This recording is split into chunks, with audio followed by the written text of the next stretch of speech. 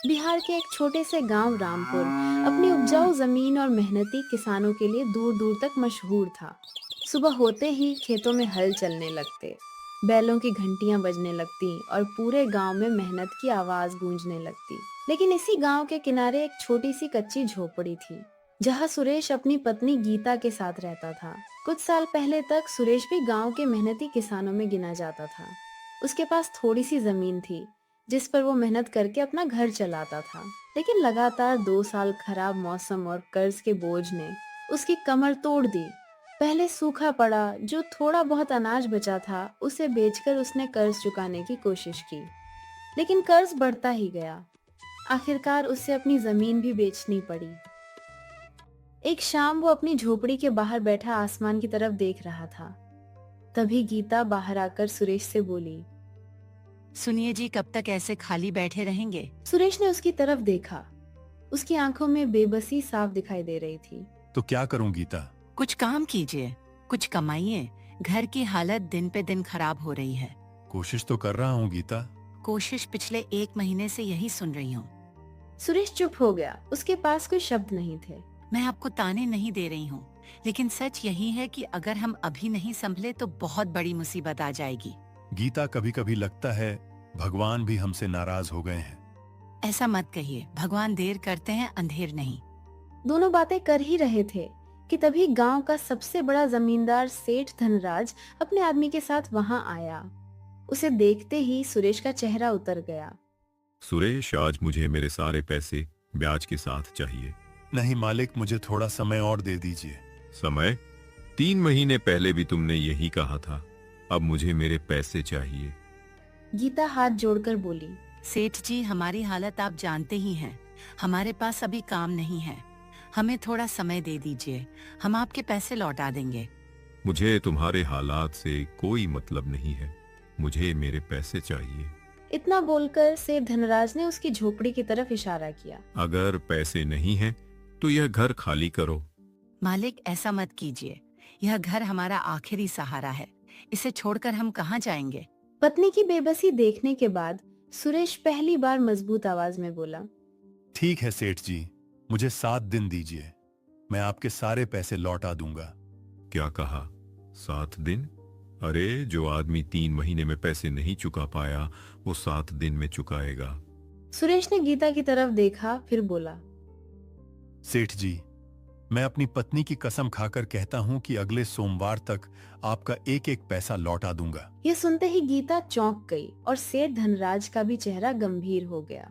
ठीक है सुरेश, सोमवार को मैं फिर आऊंगा। अगर पैसे नहीं मिले तो यह घर मेरा होगा। इतना कहकर वो वहां से चला जाता है।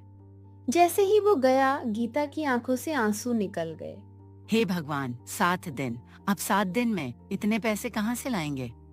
कुछ भी करूंगा, लेकिन मैं 7 दिन के अंदर सेठ को सारे पैसे लौटा दूंगा।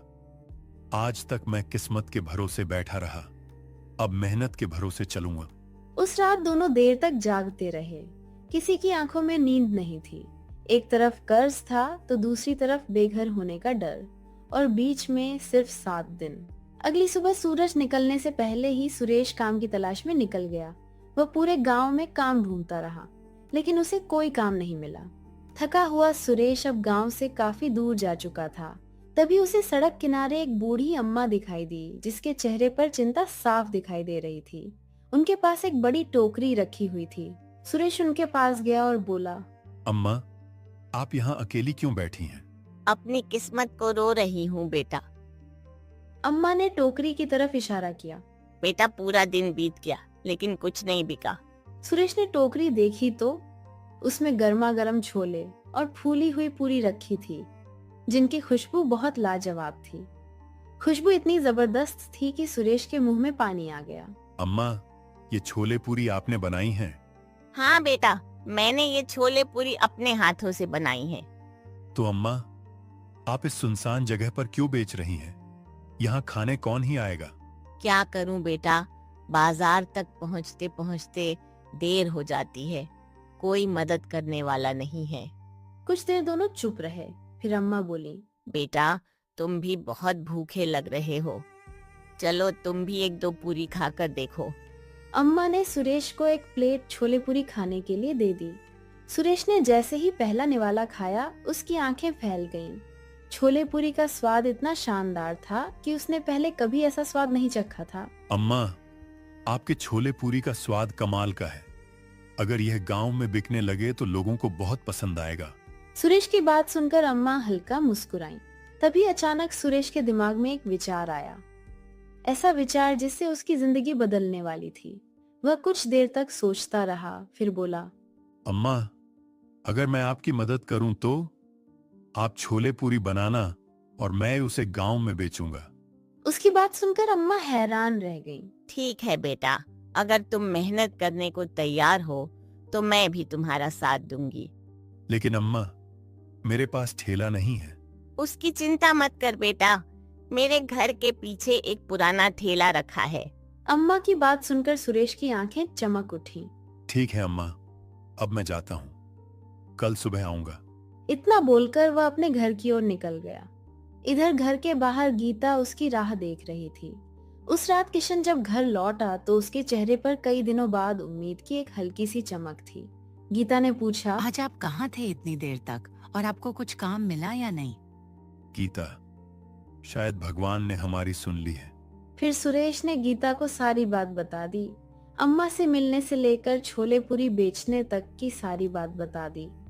उसकी बातों से गीता ने महसूस किया कि आज सुरेश पहले जैसा नहीं लग रहा था।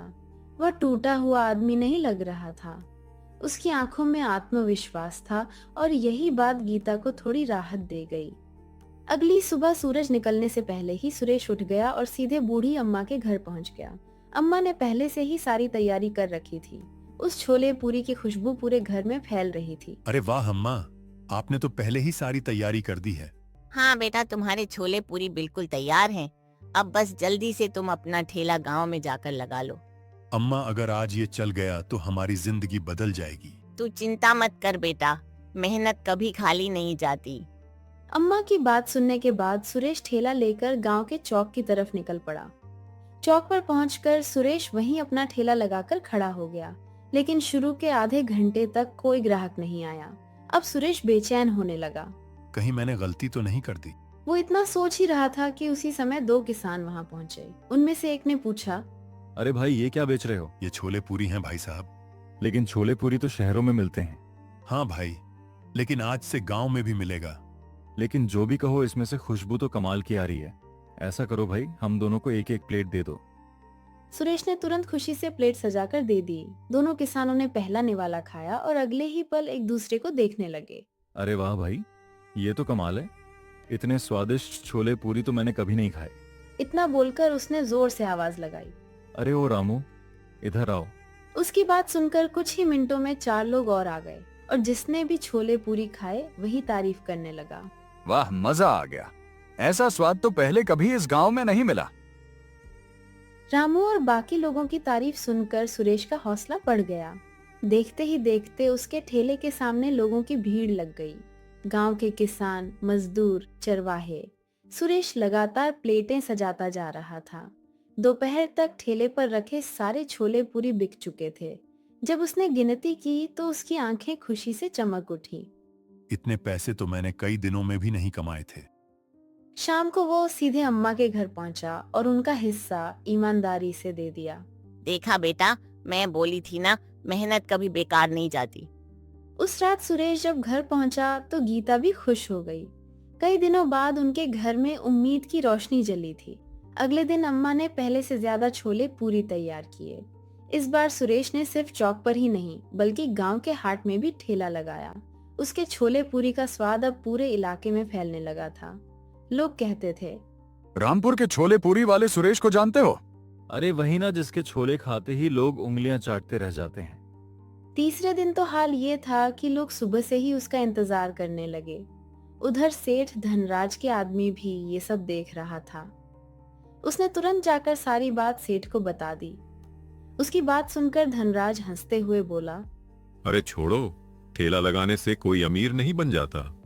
लेकिन उसे क्या पता था कि सुरेश अब पहले वाला टूटा हुआ इंसान नहीं था। 7 दिन तक सुरेश ने दिन रात मेहनत की। सुबह ही ठेला लेकर निकल जाता। धीरे धीरे कमाई बढ़ती गई। आखिर वो सोमवार भी आ गया जिसका इंतजार सबको था। सुबह सुबह सेठ धनराज अपने आदमियों के साथ सुरेश के घर के सामने पहुंच गया। उसके चेहरे पर घमंड भरी मुस्कान थी। सुरेश, समय पूरा हो गया। अब बता, पैसे देगा या घर खाली करेगा? सेठ की बात सुनकर गीता की धड़कन तेज हो गई, लेकिन इस बार सुरेश के चेहरे पर डर नहीं था। नहीं सेठ जी, घर खाली करने की नौबत नहीं आएगी। ये लीजिए, अपने पैसे गिन लीजिए। सुरेश के पैसे देखकर सेठ धनराज दंग रह गया और कुछ पल तक चुपचाप खड़ा रहा। सुरेश, ये पैसे कहां से आए? ये कैसे संभव है? सेठ जी, अगर इंसान चाहे तो अपनी मेहनत और लगन से सब संभव कर सकता है। सुरेश की बात सुनकर धनराज पहली बार बिना कुछ बोले वहां से लौट गया। उस दिन सुरेश और गीता की आंखों में खुशी के आंसू थे। कर्ज का बोझ उतर चुका था, लेकिन सुरेश यहीं रुकने वाला नहीं था। अब उसका सपना बड़ा हो गया था। उसने एक दिन अम्मा से कहा, अम्मा, मैं चाहता हूँ कि हमारा छोले पूरी का काम और बड़ा हो। मैं भी यही चाहती हूँ बेटा। अगले कुछ महीनों तक सुरेश ने मेहनत की और बचाया हुआ पैसा जमा करता गया। एक दिन गांव में एक खाली दुकान किराए पर ली। दुकान के बाहर बड़ा सा बोर्ड लगाया गया, सुरेश के स्पेशल छोले पूरी। दुकान खुलने के पहले ही दिन इतनी भीड़ लगी कि बैठने की जगह कम पड़ गई। आसपास के गांव से भी लोग आने लगे। सुरेश का नाम दूर दूर तक फैल गया। एक दिन सुरेश अपनी नई दुकान के बाहर खड़ा था। उसी समय धनराज वहां आया। इस बार उसके चेहरे पर घमंड नहीं था। वो कुछ पल तक दुकान को देखता रहा और बोला, सुरेश, सच कहूं तो मैंने कभी नहीं सोचा था कि तुम इतनी बड़ी सफलता हासिल कर लोगे। धनराज भाई, जब इंसान हार मान लेता है तो किस्मत भी उसका साथ छोड़ देती है, लेकिन जब वो मेहनत करना शुरू करता है तो रास्ते अपने आप बन जाते हैं। सेठ धनराज चुपचाप सिर झुकाकर चला गया और सुरेश अपनी दुकान की तरफ देखने लगा। उसे याद आ रहा था वो दिन जब उसके पास ना जमीन थी, ना पैसा और ना कोई उम्मीद, लेकिन आज मेहनत, ईमानदारी और हिम्मत ने उसकी जिंदगी पूरी तरह बदल दी थी। दोस्तों, मुश्किल समय इंसान की परीक्षा लेता है। जो हार मान लेते हैं वहीं रुक जाते हैं, लेकिन जो मेहनत और विश्वास के साथ आगे बढ़ते रहते हैं, उनके लिए सफलता के दरवाजे एक ना एक दिन जरूर खुलते हैं।